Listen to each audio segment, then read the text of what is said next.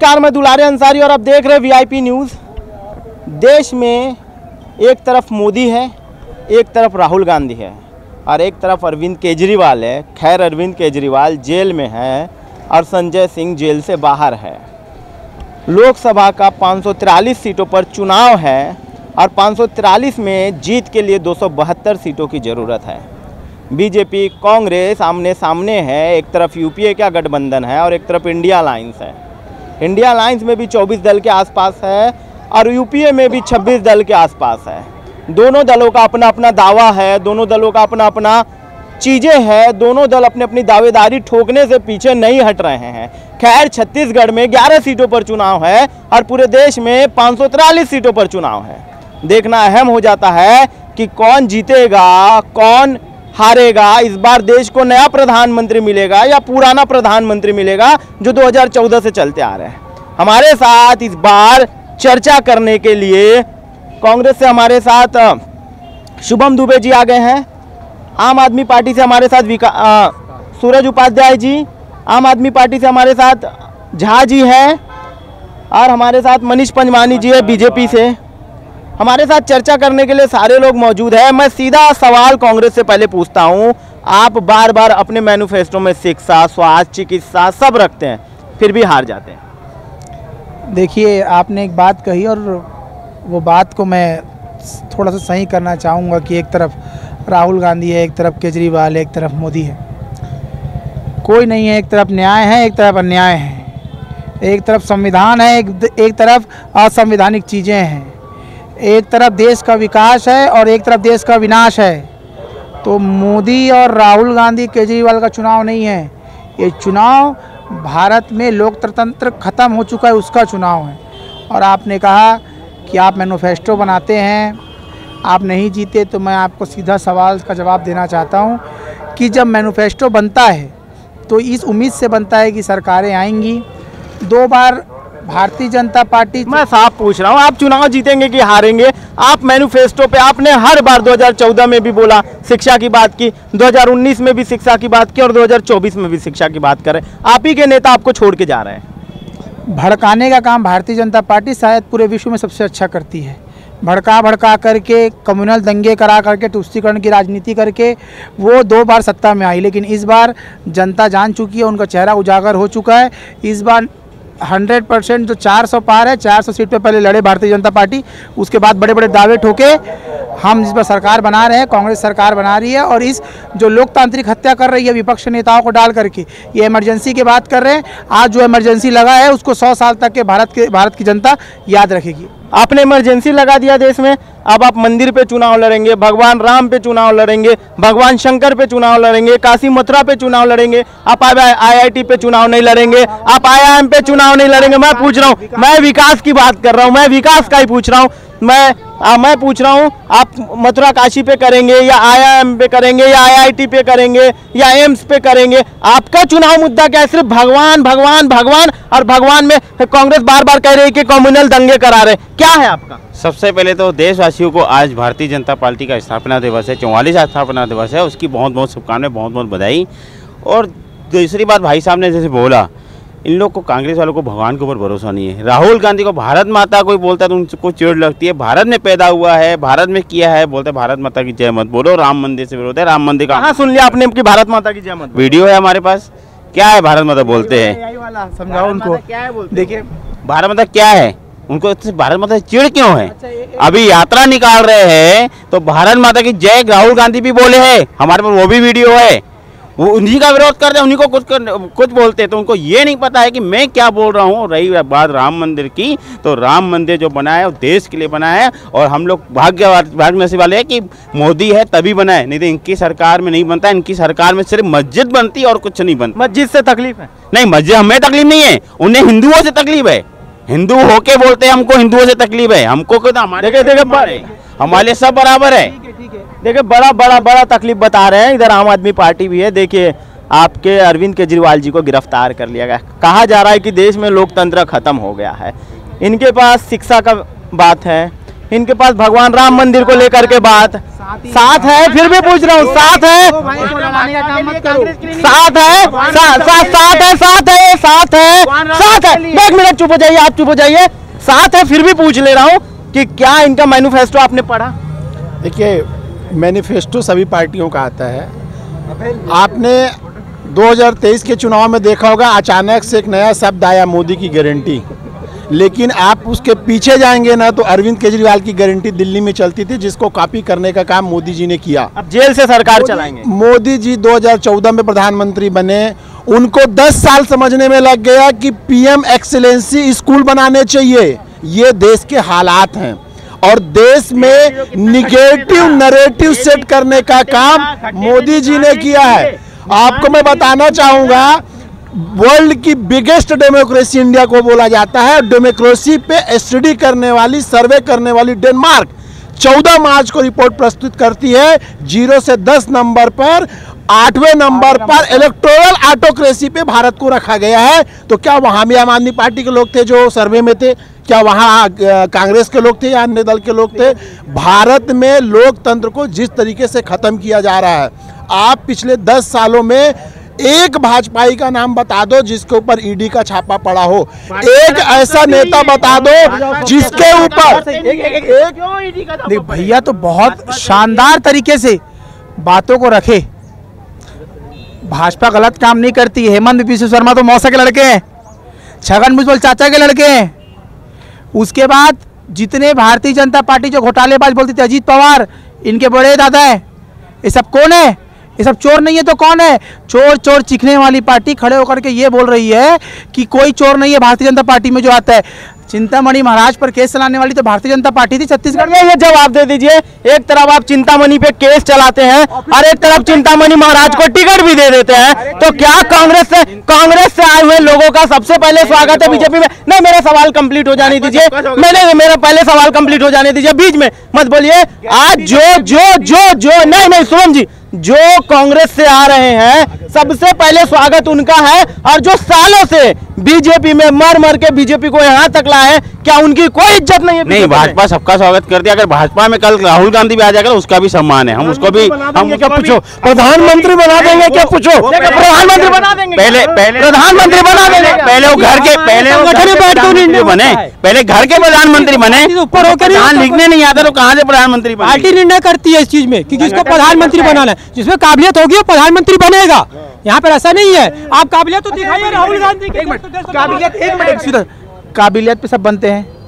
काबिलियत पे सब भैया, मैं तो आपको बोल रहा हूँ, मैं तो आपकी बात मान रहा हूँ, मैं आपकी बात मान रहा हूँ। बस एक जवाब दे दो, काबिलियत पे लोग बनते हैं ना? रमन सिंह काबिल नहीं थे क्या? हाँ या ना? और ये रमन सिंह बेहतरीन शासन किया, काबिल नहीं थे क्या? लोकसभा लड़ा करके राष्ट्रीय पार्षद बना दिए। अच्छे नेता को देखिए, राष्ट्रीय पार्षद बना दिए। ब्रिजमोहन जी को पार्षद बना दोगे आप? राष्ट्रीय में नंद कुमार साहब को गायब कर दिए। ब्रिजमोहन अग्रवाल जी केंद्र में जाएंगे और पूरे छत्तीसगढ़ का मुद्दा उठाएंगे और लोकसभा लड़ा रहे मैंने उनकी बढ़ा रहे हैं। जब लोकसभा लड़ाना था, एक मिनट ये बता रहे भाई साहब, इनके ज्ञान को सलाम है कि ब्रिजमोहन अग्रवाल जी केंद्र में जाएंगे और छत्तीसगढ़ का मुद्दा उठाएंगे, अपनी ही सरकार के खिलाफ उठाएंगे। देखिए, मैं छत्तीसगढ़ को और सुधारेंगे। कंप्लीट कर लीजिए। 15 साल में इतना संवार दिए इन लोग कि अभी जरूरत है वहां पे आवाज उठाने की। देश में जरूरी मुद्दों से भटकाने का काम भाजपा करती है। आप बता दो, सिर पे चुनाव है, पिछले 4 महीने पे कोई महंगाई पे डिबेट मोदी जी ने करवाया हो? वो आए और बोले कि महंगाई मैंने कम किया है। इस पे कोई भी चैनल डिबेट करने को तैयार नहीं है। कोई आके बोले कि रोजगार 2 करोड़ जो मिलना था वो 20 करोड़। इलेक्टोरल बॉन्ड की बात नहीं कर रहा हूं मैं देश के युवाओं के, नौजवानों के, किसानों के, महिलाओं के, उनके हक की बात करने का डिबेट कोई भी न्यूज चैनल कर पाने की स्थिति में नहीं है, क्योंकि नैरेटिव जो है वो निगेटिव सेट किया जाता है मोदी जी के द्वारा। ये जेल चला गया, ये भ्रष्टाचार कर दिया। मोदी जी बताए 20 करोड़ नौकरी दे पाए क्या? महंगाई कम हुई क्या? डॉलर के मुकाबले रुपया बढ़ा क्या? अपने सर्वोच्च अवमूल्यन पर आज रुपया खड़ा है, उस पे कोई बात नहीं करता है। अब हंगर इंडेक्स में देखो 150वें नंबर पे चले जाते हो। अब डेमोक्रेसी में देखो आप 80% डाउन जाते हो। तो इन मुद्दों पे चर्चा ना कर सके, देखिए आपका भाई बंधु नौकरी नहीं पा रहा है, आप उस पे सवाल नहीं कर सकते हो। आज 450 रुपए का सिलेंडर 1150 रुपए बिक रहा है, उस पे कोई सवाल नहीं कर सकता। महिलाओं के साथ अन्याय हो रहा है, उस पे कोई सवाल नहीं कर सकता। दिल्ली में आपकी सरकार ने कितना किया है, आपके यहाँ नौकरी जो हुआ पूरे भाजपा के कार्यकर्ताओं को नौकरी मिली। फिर से इनके ज्ञान को सलाम है। अरे भाई साहब, लोकसभा का चुनाव लड़ रहे हो और बात विधानसभा की करते हो। ऐसे प्रवक्ता मत बुलाया करो जिनको यही नहीं पता कि चुनाव कौन सा हो रहा है, इनको यही नहीं पता चुनाव क्या हो रहा है। अरे दिल्ली का चुनाव नहीं है, देश का चुनाव है, तो देश के मुद्दों पे बात होगी। इनसे दिल्ली की बात करा लो, महंगाई की बात करा लो। अरे महंगाई एक ऐसा मुद्दा है। मैं बीच में मैं एक सवाल फिर से दाग दूं आप लोगों के लिए। आप लोग देखिए, आप सवाल दागोगे वो राम को ले आएंगे, आप सवाल दागोगे कृष्ण को ले आएंगे। अच्छा एक मिनट, राम से चिड़ क्यों है? क्या कांग्रेस वालों के लिए राम नहीं है क्या? कांग्रेस के लिए मार देना क्या? मैं आपको इस चैनल के माध्यम से ओपन चैलेंज देता हूं। शुभम दुबे मेरा नाम है, भरद्वाज गोत्र है, सरयू पारी ब्राह्मण हूँ। एक श्लोक मैं बोलता हूँ गीता का या किसी भी हमारे पुस्तकों का, और एक श्लोक आप बोलिए। अगर मैं आज हार जाऊंगा तो मैं भूल जाऊंगा कि मैं ब्राह्मण हूँ। अगर आप हार जाएंगे तो भगवा का जो है टोपी पहन करके जो नाटक कर रहे हैं ना, वो भूल जाइएगा। देखिए मैं आपको क्लियर बता दूं, राम मेरे राम, हम सबके राम। रोड राहुल गांधी को बताओ। अरे मैं राम सबके है, राहुल गांधी को बताओ कि राम सबके है। वो इतने राम से और भारत माता से चिढ़ते क्यों हैं? राम पे आप बोल रहे हो कि हमने राम के लिए किया, हमने भारत माता के लिए किया, ठीक है। आप यही बोल रहे हो ना कि भारत माता की जय बोलना। मैंने एक सवाल उठाया, ये शिक्षा पे बात कर सकते हैं। आप इनसे पूछो, पूरे देश में एक भी ऐसा स्कूल, चाहे सेंट्रल का हो चाहे इनके भाजपा शासित राज्य का है, दिल्ली के स्कूल से कंपटीशन कर सकते हैं। टॉप 10 में 3 स्कूल दिल्ली के संघ के स्कूल आगे कर देंगे। अरे कर देंगे, लेकिन आप रैंक कहां से लाओगे? उसको भी खरीद लोगे। मंदिर, अरे अस्पताल कहां से लाओगे? उसको भी खरीद लोगे क्या? महिलाओं को फ्री में कहां से रहते, उसको खरीद लोगे क्या? मेरी बात सुनो, ये हर बात में, ये मेरी बात सुनो, विपक्षी दल इसीलिए बार बार बोलता है कि राम को लाएंगे। राम हमारे दिल में बसते हैं, इनके दिमाग में बसते हैं, इनका चुनावी मुद्दा है। ये शिक्षा पे बात करें, एक भी स्कूल का नाम बता दिए तो मैं मान जाऊंगा, एक अस्पताल का नाम बता दे मैं मान जाऊंगा। इनका ज्ञान जीरो है। आपका मुख्यमंत्री जेल में क्यों है? एक मिनट मैं सवाल पूछ रहा हूँ, मनीष जी मैं सवाल पूछ रहा हूँ। बोला कि इस्तीफा हम देंगे, जो मंत्री हमारे भ्रष्टाचार फंसेगा उसको इस्तीफा देना पड़ेगा। पर आज वही मुख्यमंत्री के तिहाड़ जेल से सरकार चलाऊंगा बोलता है। ये कौन सी तरीके से चला रहे हैं ये बताइए पहले। आप अपने मंत्रियों का इस्तीफा लेते हैं। देखिए हमारे राम एक धार्मिक बातें हैं। मैं भारतीय जनता पार्टी को कर ले 2 मिनट, राम को 2 सेकंड के लिए हमारे आराध्य है। राम को छोड़ करके विकास की बातें करें कि भारतीय जनता पार्टी ने 10 सालों में क्या किया। कृष्ण को छोड़ करके महिला सशक्तिकरण की बातें करें, और भगवान शंकर को छोड़ करके युवाओं की बातें करें, क्योंकि ये 3 राखी के दिन रेप हो जाता है छत्तीसगढ़ में जब आप सरकार चला रहे थे। एक मिनट मैं सवाल पूछ रहा हूँ। राखी के दिन रेप हो जाता है और आपकी सुप्रिया प्रियंका गांधी सभा कर रही होती है भिलाई में, उस दिन रेप होता है। वुमेन्स डे के दिन रेप होता है। और मुझे ये बात बताइए कि आप लोग भी कहीं ना, 1 मिनट रुक जाइए, मैं पूछ रहा हूँ, 1 मिनट रुक जाइए शुभम जी, कहीं ना कहीं आप भी सरकार चलाने में असफल रहे हैं। शिव पुराण अगर आप खोलेंगे, मैं इनकी भाषा में ही जवाब दे दूं, शिव पुराण अगर आप खोलेंगे तो हमारे राम के बारे में पहला श्लोक है कि राम रामाय राम भद्राय रामचंद्राय वेद से रघुनाथाय नाथाय सीताय पते नमः। उससे बड़ा श्लोक किसी भी पुराण उसमें नहीं है, ठीक है। दूसरी बात, ये बात करें, आप बोले राखी में दुष्कर्म का मामला आया, किसका मंडल अध्यक्ष का बेटा फंसा था? किसका मंडल अध्यक्ष था? आप ही का मंडल अध्यक्ष का लड़का फंसा था रेप में। देखिए मंडल अध्यक्ष का है मंदिर सौद में ठाकुर। अच्छा बार बार राम राम राम, इनको बता दो सबका राम है, और जब मरते राम का स्लोगन बता। राम नाम सत्य होने वाला है, सबका चिंता मत करो, केवल एक ही राम की बात में। और ये बार बार बोलो ना, केजरीवाल जेल में किसी भाजपा के नेता के घर ईडी का छापा पड़ा, तुझको बता दो, और वो ईडी आज उस ईडी को सुप्रीम कोर्ट ने भगा दिया। ऐसा बोलते नहीं है भैया। एक मिनट मैं भैया विकास पे बोलूंगा, बोल रहे बीजेपी के आदमी। बोलो भाई विकास पे बोल तो रहा हूँ मैं। जितना डेवलप आज भाजपा ने 10 साल में किया है, जनता पार्टी की सरकार 3 महीने में करके 15 साल में जो ज्यादा नहीं किया आप 5 साल के, चलिए आप 5 साल का विकास। कैमरा दिखाइए, ये मोर राइफल लिखा हुआ है कैमरामैन, ये 5 साल से इसमें 2 अक्षर गायब थे। तो हमारी भारतीय जनता पार्टी की सरकार आने के बाद ये देखो मोर रायपुर चमक रहा है, वही छत्तीसगढ़ फिर से चमकेगा जो पहले था। पीछे जाइए, पीछे डिबेट, बड़ा डिबेट है, देश का सबसे बड़ा डिबेट है। देखिए वीआईपी न्यूज चैनल का सबसे बड़ा डिबेट है। था फ्लाईओवर, उसके ऊपर लाइट जलती थी, पर जब आपकी सरकार बनी है कहाँ था वहाँ का लाइट? भ्रष्टाचार तो आपने किया हुआ है, इन्हीं के मंत्री नाम बदल दिया ना, सब नाम बदल दिए हैं। देखिए हम बार बार बोल रहे हैं, पहले तेली बांधा, फिर मरीन ड्राइव, फिर तेली बांधा, फिर मरीन ड्राइव, उधर जाइए आप तो सेज बाहर में। क्या कर रहे हैं लोग? केवल नाम बदलते हैं। और केजरीवाल का नाम में लोग बहुत राम राम जप रहे हैं। सुन ले यार,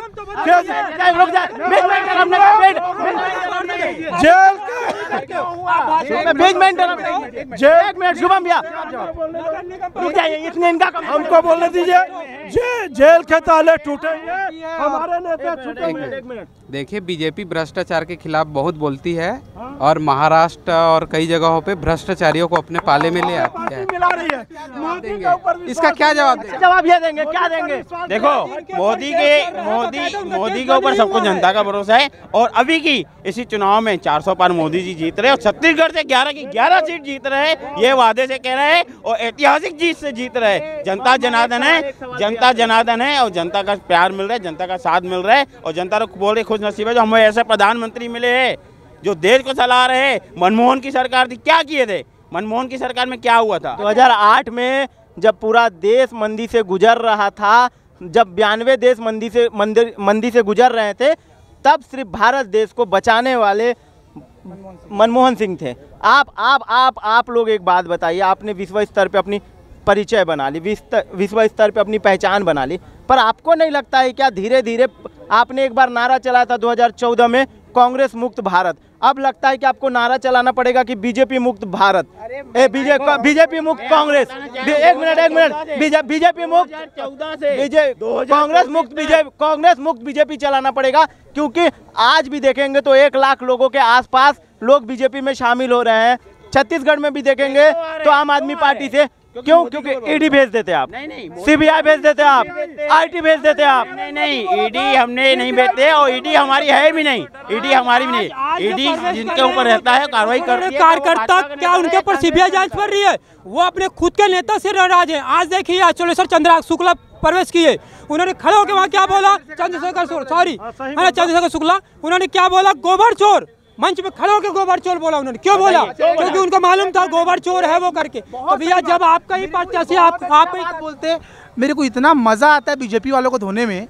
चंद्रशेखर शुक्ला जी का नाम लिए, राहुल गांधी को यार सुन तो लो भाई, मैं आप अरे सुनने का क्षमता तो रखो। इन्हीं का सुब्रमण्यम स्वामी जी भी नेता खड़े होकर बोलते हैं Modi is the most uneducated person in our planet, ऐसा कहते हैं वो। क्या उस बात का ये खंडन करते? फिर भी जीत के आ जाते हैं।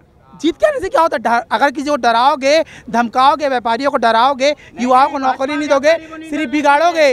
अच्छा एक बात बताओ, मेरे सरकार क्यों बनी है?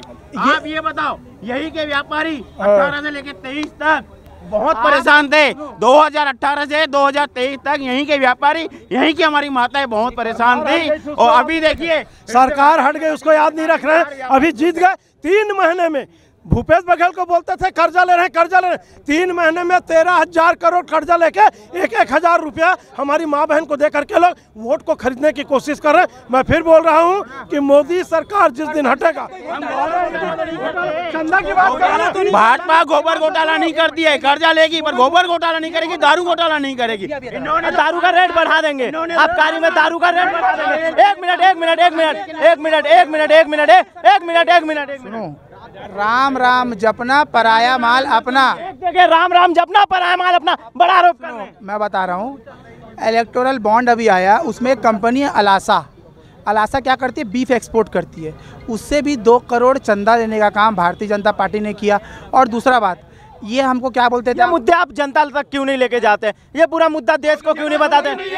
अरे ये तो पब्लिक है, सब जानती है। लोकसभा चुनाव में देखना परिवर्तन होगा। और ये 400 पार बोल रहे हैं, 400 पार में। अभी इन लोग के एक घोषणा पत्र आया है, 1 लाख रुपए सालाना महतारी को, है ना, 1 लाख रुपए घोटाला, 1 लाख रुपए दे रहे हैं इन लोग। घरों घरों में जा रहे हैं, विकास उपाध्याय जी जा रही है तो उसको उनके सामने लेके नहीं हम मोदी की गारंटी है। क्यों मोदी की गारंटी है? 1 लाख प्यारा है, साल में 12,000 रुपये क्यों प्यारा है? क्योंकि मोदी की गारंटी है वो, मोदी की गारंटी। बताओ कि एक लाख दे रहा है कांग्रेस, कहाँ से देंगे? एक मिनट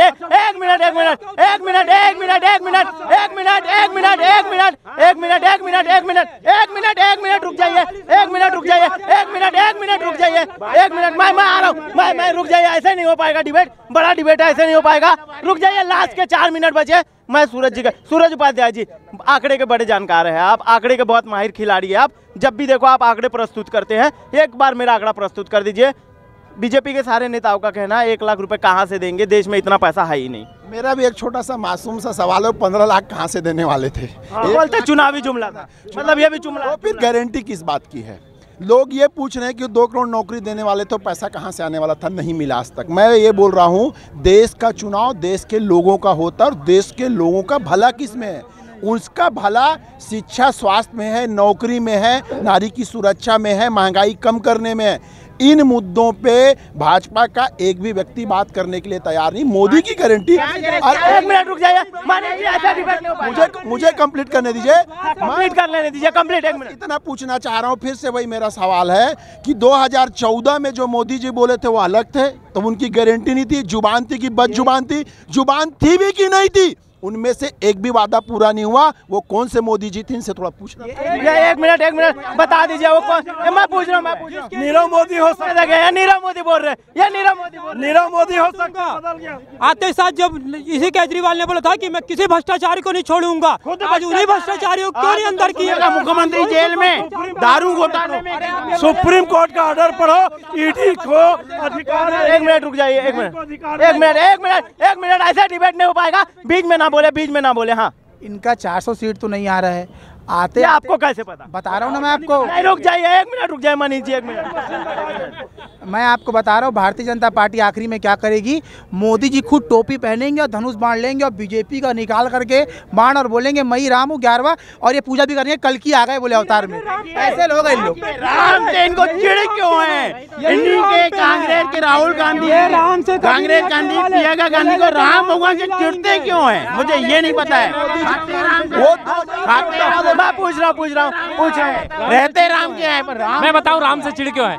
पुराने जमाने में जब कोई राक्षस अत्याचार करता था तो वहां के साधु जय श्री राम चिल्लाते थे, और जो अत्याचार करने वाले दैत्य थे वो डर के भाग जाते थे। आज वही हो रहा है, जब बीजेपी और यहाँ भारत के देश की जनता जब जय श्री राम चिल्लाती है तो कांग्रेस तड़तड़ा उठती है, ऐसी तड़तड़ाती है कि डर के मारे विरोधी।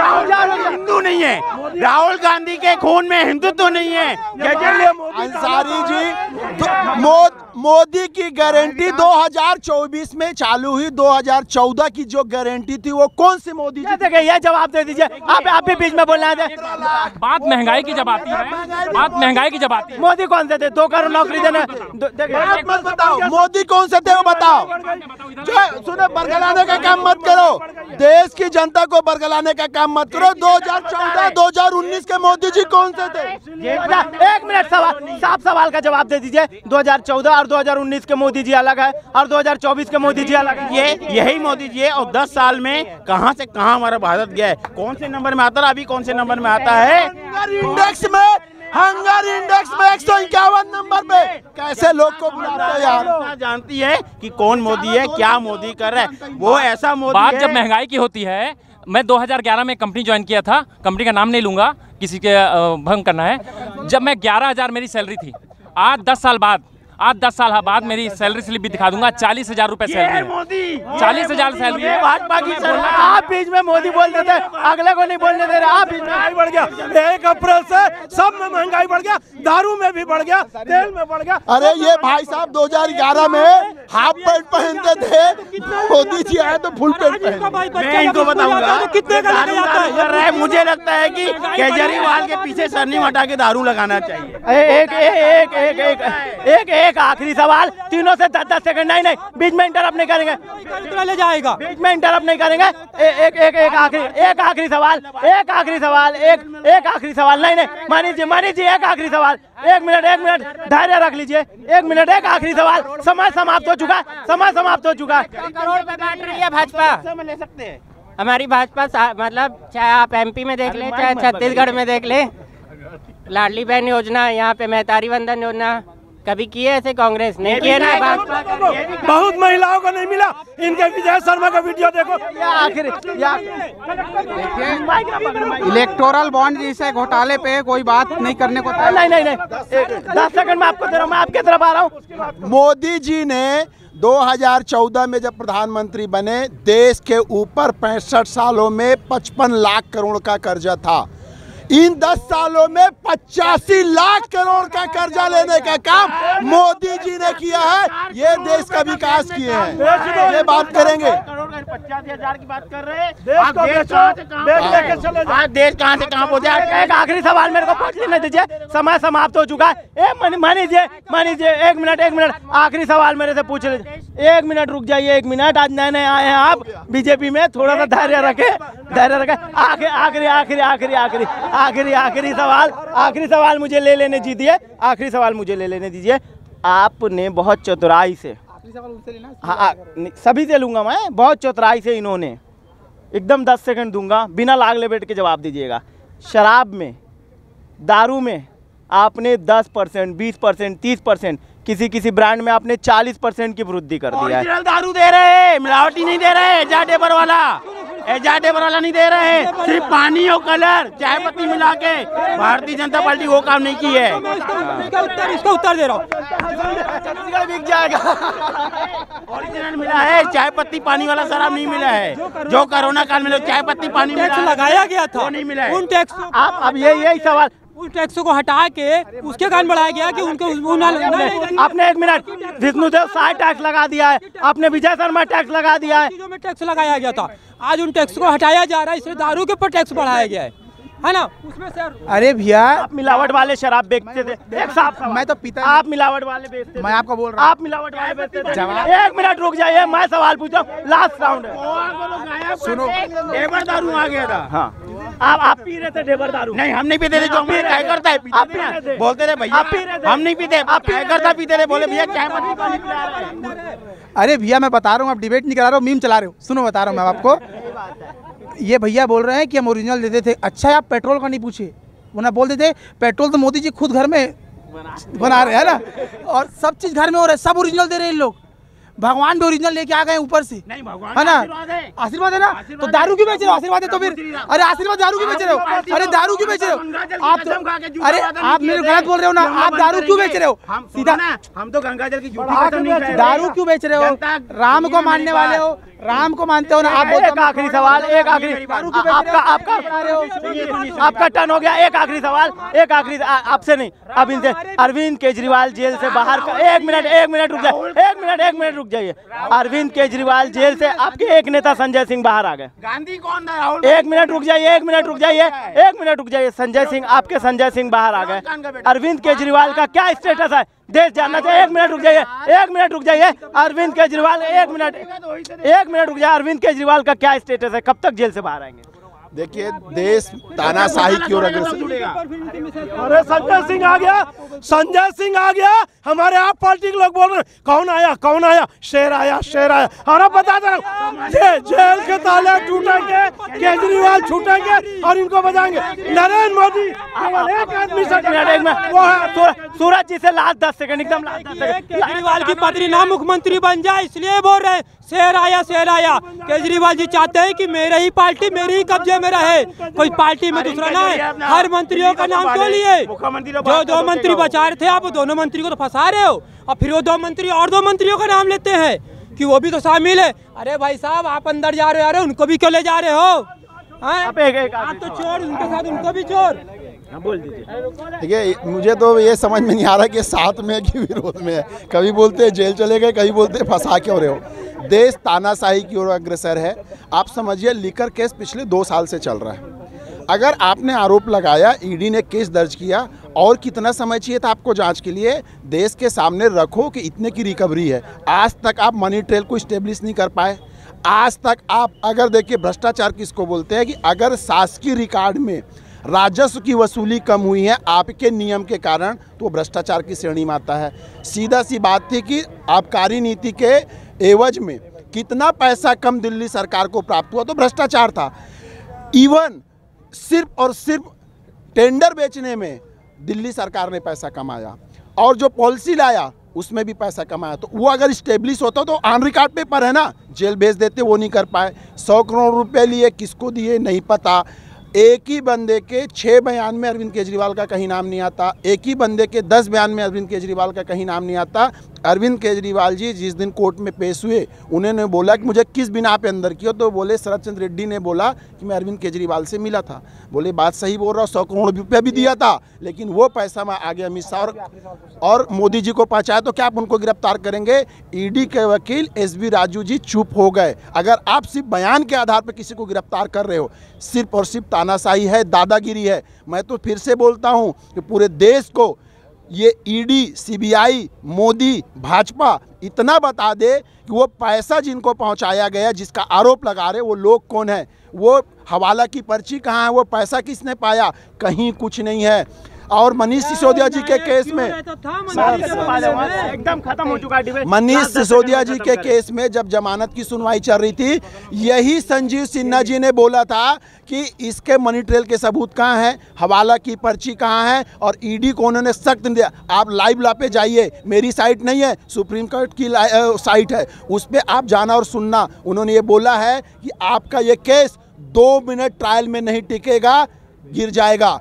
और 10 दिन तक फैसला सुरक्षित रखने के बाद अचानक पता चलता है कि 358 करोड़ रुपया लिया गया है। वो 10 दिन में कहाँ से आ गया, जब वो उसमें नहीं था, बहस में था। तो देश जो है सिर्फ और सिर्फ तानाशाही के खिलाफ है। और दूसरी चीज आप ये देखो कि और भाजपा के किसी नेता के खिलाफ, अजीत पवार जो 70,000 करोड़ का घोटाला करने की बात स्वयं मोदी जी बोले थे, आज उनके ऊपर जांच चल रही। क्या हार्दिक पटेल भ्रष्टाचारी जिसको बोला गया, जिसको देशद्रोही बोला गया, आज भाजपा में शामिल है। ये भाजपा ही बताएंगे कि जिस टाइम उस बंदे के ऊपर आरोप लगाए कि वो राष्ट्रद्रोही है, आज वो देशभक्त हो गया क्या? ऐसा कौन सा वॉशिंग पाउडर लेकर आए? मोदी वॉशिंग पाउडर लेकर आए, जिसके बिना पे लोगों को ये फाइन करते हैं। और जब इनकी पार्टी में आता है शुभेंदु अधिकारी, नारायण राणे, हेमंत बिस्वा शर्मा, अशोक चौहान, ये सब लोग साफ सुथरे हो गए भाजपा में आने के बाद, और ये बाकी को भ्रष्टाचारी बोलते हैं। अगर इनमें दम है, ये अजीत पवार के खिलाफ जांच करके बताएं। इनमें दम है, ये रमन सिंह के खिलाफ जांच करके बताएं पनामा केस का। इनमें दम है, येदियुरप्पा के खिलाफ जांच करके बताएं। इनमें दम है, अशोक चौहान के खिलाफ, नारायण राणे के खिलाफ, शुभेंदु अधिकारी के खिलाफ, हेमंत बिस्वा शर्मा के खिलाफ, इसी चौटाला के खिलाफ,